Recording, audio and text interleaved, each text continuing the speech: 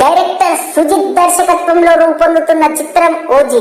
Original gang star గా power star Pawan Kalyan హీరోగా నటిస్తున్నారు. కథ విషయానికి వస్తే, జపాన్ లో ఒక భారతీయుడు అత్యంత ప్రమాదకరమైన గ్యాంగ్ లీడర్ గా మారతాడు. అతను ఎవరు, ఎందుకు ఈ మార్గాన్ని ఎంచుకున్నాడు అనే అంశంపై కథ నడుస్తుంది. ముంబైలో ఒక చిన్న గల్లీలో మధ్యతరగతి కుటుంబంలో హీరో జన్మిస్తాడు. హీరో తల్లి చిన్నప్పుడే చనిపోతుంది. తండ్రి కానిస్టేబుల్ గా పనిచేస్తాడు. హీరో చిన్నప్పటి నుంచి మాట మీద నిలబడే వ్యక్తి, నమ్మకానికి విలువనిచ్చే మనిషి ఈ ఓజీ. ఒకరోజు హీరో ఒక తండ్రి కానిస్టేబుల్ ఒక చేజింగ్ లో మాఫియా లీడర్ ను హత్య చేస్తాడు.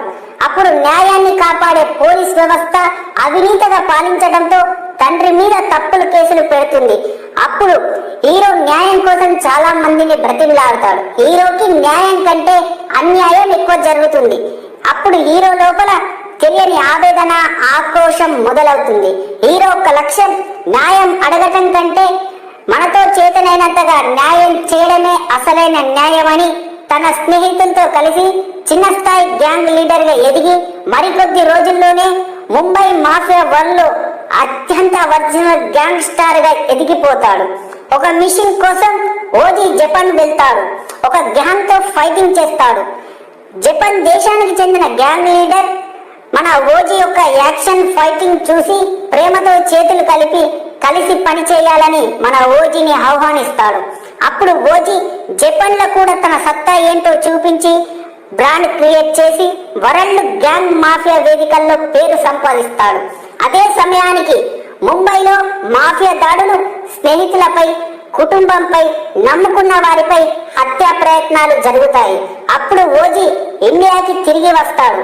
కానీ ఒక సాధారణ వ్యక్తిగా కాకుండా నెత్తిటికి మరిగిన హంగ్రీ చీతగా ఒరిజినల్ గ్యాంగ్ స్టార్ గా ఎదిగి వస్తాడు. అప్పుడు ఓజీ మెంటల్ గా ఒకటే ఫిక్స్ అవుతాడు. యుద్ధం తగ్గమనుకుంటే కత్తి కన్నీళ్లు పెట్టిన కనికరించకుండా శత్రువులను హంతం చేసి పోలీస్ వ్యవస్థను క్లీన్ చేస్తాడు. న్యాయం కోసం బ్రతికే వాళ్లకు ఓజీ ఎప్పుడూ ఉంటాడు. ఓజీ అనేది ఒక పేరు కాదు, అది ధైర్యానికి, న్యాయానికి నిలువుగా ఎదిగిన మనిషి. విలన్లను ఓడించేవాడు కాదు, వ్యవస్థను మార్చేవాడే అసలైన OG. Power star Pawan Kalyan యొక్క swag, style, dialogues, action fights సినిమాకు హైలైట్స్ గా నిలుస్తాయి. కానీ